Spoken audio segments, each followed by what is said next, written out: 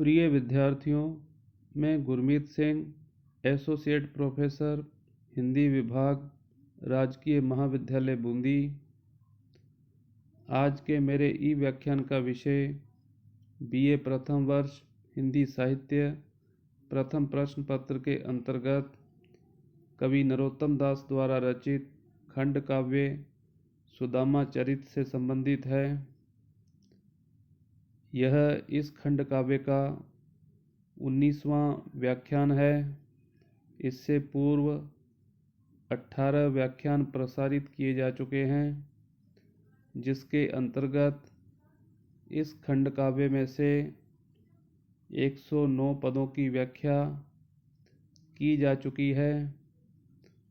आज हम पद संख्या 110 से लेकर 116 अर्थात कुल 7 पदों की व्याख्या करेंगे।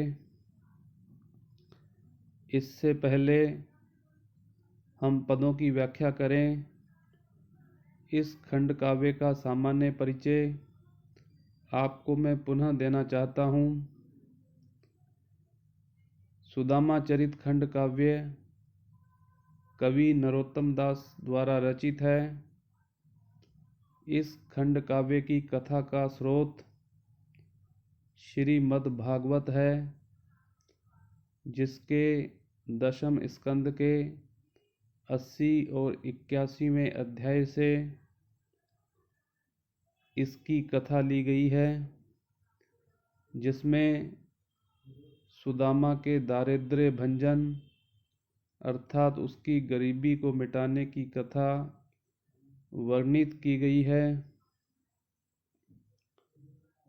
सुदामा और श्री कृष्ण बचपन के मित्र हैं, सहपाठी हैं, एक ही पाठशाला में उन्होंने अध्ययन किया है, एक ही गुरु के अधीन उन्होंने शिक्षा अर्जित की है। अतः उनके गुरु का नाम संदीपनी है। सुदामा चरित खंड काव्य की भाषा साहित्यिक ब्रज भाषा है। आपसे प्रश्न पूछा जा सकता है कि सुदामा चरित की भाषा कौन सी है, तो आप लिखेंगे ब्रज भाषा। यह सारा का सारा खंड काव्य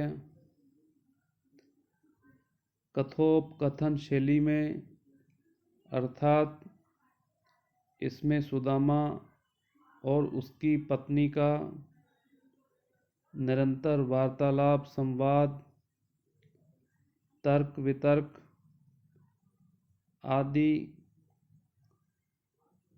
कथा क्रमानुसार चलते हैं। सुदामा की पत्नी सुबुद्धि अपनी दीनहीन दशा, अपनी गरीबी को देखकर अपने पति से कहती है कि आपको द्वारका में श्री कृष्ण के पास जाना चाहिए, क्योंकि श्री कृष्ण का ऐसा चरित्र है, वह तीनों लोकों के स्वामी हैं, साथ ही गरीबों पर दया करने वाले हैं। जो कोई व्यक्ति निस्वार्थ भाव से उनके पास जाता है, वह उसकी अवश्य सहायता करते हैं। पहले तो सुदामा वहाँ जाने के लिए तैयार नहीं होते, लेकिन अपनी पत्नी सुबुद्धि के बार बार प्रेरित करने पर, कहने पर सुदामा द्वारका जाने को तत्पर हो जाते हैं। द्वारका में सुदामा का भली प्रकार से आतिथ्य सत्कार होता है। कुछ दिन वह वहाँ ठहरते हैं। उसके बाद पुनः वह अपने गांव सुदामा नगर आ जाते हैं। इस प्रकार कथाक्रम आगे बढ़ता है। इससे पूर्व के व्याख्यानों में जो अंतिम व्याख्यान हुआ था, 18वां व्याख्यान, उसमें सुदामा से सुबुद्धि ने पूछा था कि हे प्रिय, हे स्वामी, आप जब द्वारका गए, आदि से लेकर अंत तक उस पूरी कथा का वृत्तांत सुनाइए। श्री कृष्ण ने आपको कैसे क्या उपहार दिए। तो सुदामा अपनी पत्नी के कहने पर अपने अनुभव पत्नी को सुनाते हैं। उसी क्रम में यह 110 जो दोहा है, उसमें कवि नरोत्तम दास ने सुदामा के माध्यम से, जिसमें कहा गया है, कर गही भीतर ले गए जहाँ सकल रनिवास, पग धोवन को आप ही बैठे रमा निवास। प्रस्तुत पंक्तियाँ नरोत्तम दास के सुदामा चरित से ली गई हैं। जब सुदामा जी पलंग पर विश्राम करने लेट गए, तब सुबुद्धि ने द्वारका जाकर कृष्ण से मिलने की पूरी कथा सुनाने के लिए उनसे कहा। सुदामा जी ने शुरू से वृत्तांत सुनाया। उन्होंने रास्ते में जाते समय उनकी पीड़ा, सोते हुए उन्हें कृष्ण द्वारा गोमती नदी के किनारे पहुंचा देने की बात कही। जिस तरह सुदामा कृष्ण के द्वार पर पहुंचे, उनका भी वर्णन किया। सुदामा ने यह सब कहा कि कृष्ण किस प्रकार आकर मिले।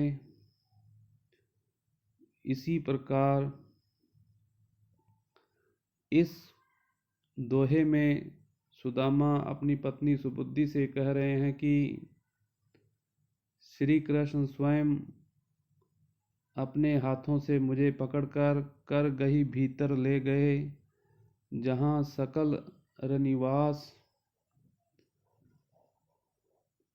पग धोवन को आप ही बैठे रमा निवास।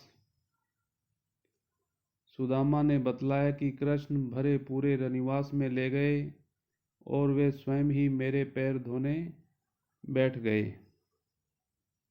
उसके बाद पद संख्या 111 आता है, जिसमें कवि ने वर्णन किया है, देखी चरण मेरे चल्यो प्रभु नयनन ते बारी, ताही सो धोए चरण देखी चकित नर नारी। सुदामा कहते हैं कि मेरे पैरों को देखकर, अर्थात पैरों की दुर्दशा को देखकर, उसमें किस प्रकार कांटे लगे हुए थे, बिवाइयाँ फटी हुई थी, तो इस प्रकार पैरों को देखकर प्रभु के नेत्रों से आंसू बह चले। प्रभु नयनन ते बारी, बारी जल को कहते हैं, पानी को, अर्थात श्री कृष्ण के नेत्रों से अश्रु प्रवाहित होने लगे। ताही सो धोए चरण देखी चकित नर नारी। सुदामा के पैरों का प्रक्षालन करने के लिए जो परात में पानी रखा गया था, श्री कृष्ण ने उसको छुआ तक नहीं, अपने नेत्रों की अश्रुधारा से ही सुदामा के पैर धोए। यह कौतुक देखकर सभी नर नारी अत्यंत आश्चर्यचकित हुए। देखी चकित नर नारी। उसके बाद 112वां पद आता है। बहुरी कही श्री कृष्ण जिमी तंदुल लीने आप, भेंटे हृदय लगाए के मेटे भ्रम संताप। उसके बाद कवि ने कहा है कि सुदामा उस कथा को भी अपनी पत्नी से कहते हैं कि किस प्रकार मैंने आपके द्वारा दिए गए जो चावल थे, पाव सेर चावल, उसको मैंने कांख में छिपा लिया था। संकोचवश श्री कृष्ण को मैंने वह दिए नहीं थे, लेकिन श्री कृष्ण अंतर्यामी थे। उन्होंने मेरे हृदय की अवस्था को पहचान लिया था और मेरे से स्वयं उन्होंने चावल स्वयं अपने आप ले लिए थे। तंदुल चावल को कहते हैं। भेंटे हृदय लगाए के, भेंटे हृदय लगाए के सुदामा ने कहा कि कृष्ण मुझे हृदय से लगाकर भेंटे अर्थात मिले, और इससे उन्होंने मेरा सारा भ्रम और कष्ट दूर कर दिया। मेटे भ्रम संताप, जैसे ही मुझे उन्होंने आलिंगनबद्ध किया, अपने हृदय से लगाया, अपने सीने से लगाया, मानो उसी समय मेरे सारे भ्रम, मेरी सारी पीड़ाओं का हरण हो गया। उसके बाद पद संख्या 113 आता है। बहुरी कही जेवनार सब, जिमी कीनी बहु भांति, बरनी कहाँ लगी हो कहो सब व्यंजन की पांति। उसके बाद सुदामा ने फिर कृष्ण द्वारा दी गई जेवनार या दावत के बारे में बतलाया, अर्थात किस प्रकार उन्होंने अत्यंत चाव के साथ, प्रेम के साथ, आदर के साथ, सत्कार के साथ मुझे भोजन कराया। सुदामा अपनी पत्नी से कह रहे हैं।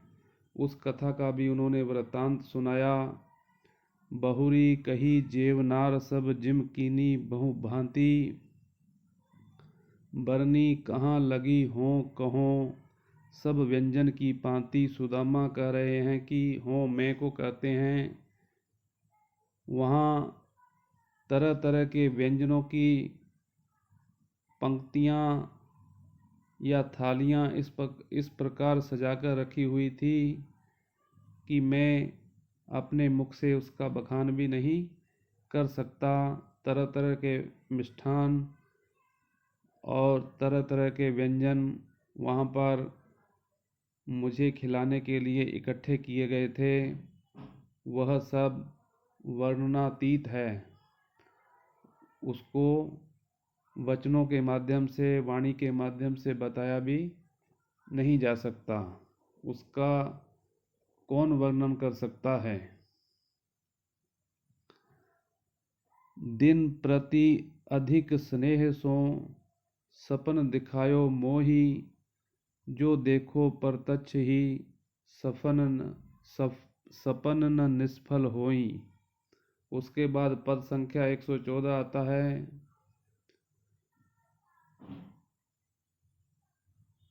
सुदामा कहते हैं कि दिन प्रति अधिक स्नेह सो, मेरा किस प्रकार से दिन प्रतिदिन और अधिक आदर श्री कृष्ण के मन में बढ़ता गया, अत्यधिक स्नेह किया मेरे से, और किस प्रकार मुझे अनेक प्रकार के स्वप्न दिखाए गए। सपन दिखायो मोही, जिस दिन स्नेहवश उन्होंने मुझे स्वप्न दिखाया, वह मैंने प्रत्यक्ष ही देख लिया। उनके द्वारा दिखाया गया स्वप्न निष्फल हो ही नहीं सकता।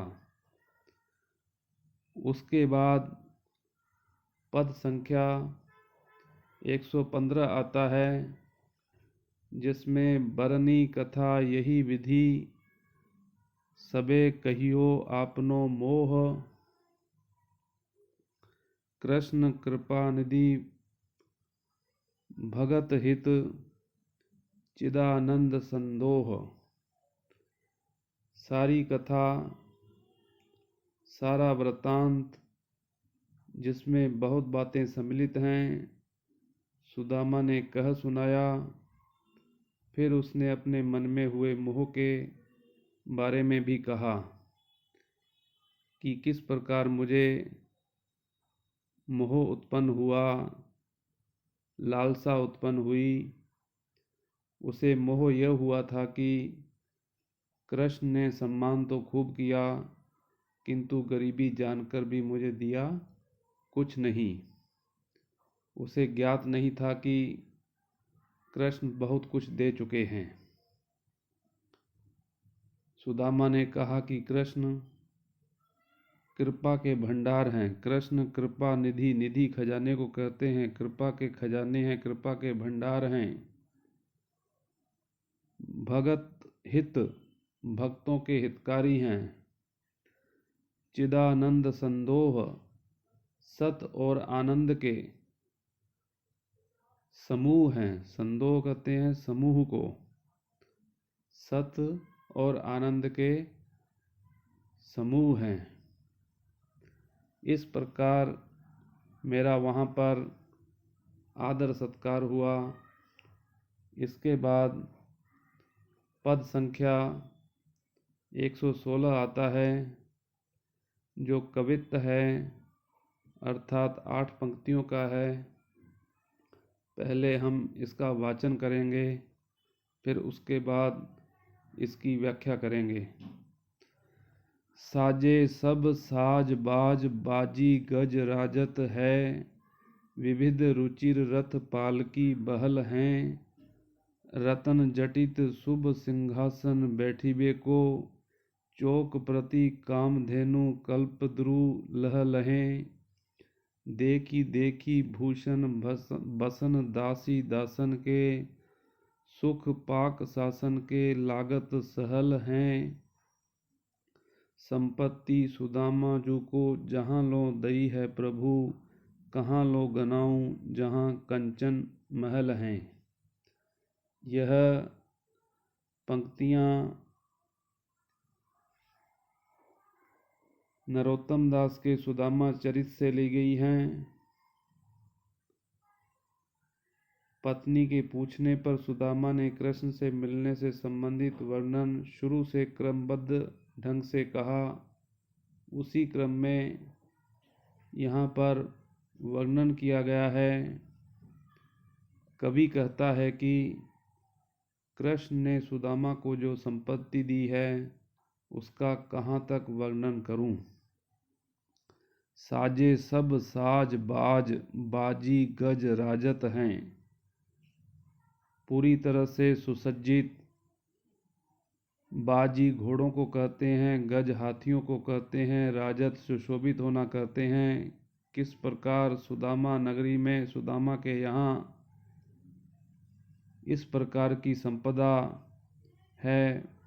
विविध रुचिर रथ पालकी बहल हैं, उसका कहाँ तक वर्णन करूं। सजावट के सभी सामान हैं। यहाँ हाथी घोड़े सुशोभित हैं। वहाँ बहुत प्रकार के सुंदर रथ और रथ जैसी बैलगाड़ियाँ उपस्थित हैं।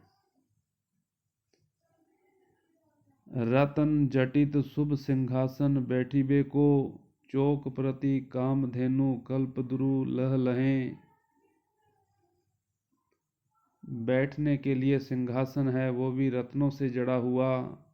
शुभ सिंहासन बैठिबे को, और चौके में, अहाते में कामधेनु और कल्प वृक्ष हैं, जो खड़े हुए हैं, लहलहा रहे हैं। अर्थात कहने का अभिप्राय, संसार की समस्त सुख संपदा सुदामा के यहाँ पर श्री कृष्ण की कृपा से विद्यमान हैं। देखी देखी भूषण बसन दासी दासन के, सुख पाक शासन के लागत सहल हैं। दास दासियों के वस्त्राभूषण ही इस प्रकार के हैं कि इंद्र को प्राप्त सुख भी उनके आगे मामूली से प्रतीत होते हैं। अर्थात किस प्रकार जहाँ तो सुदामा के पास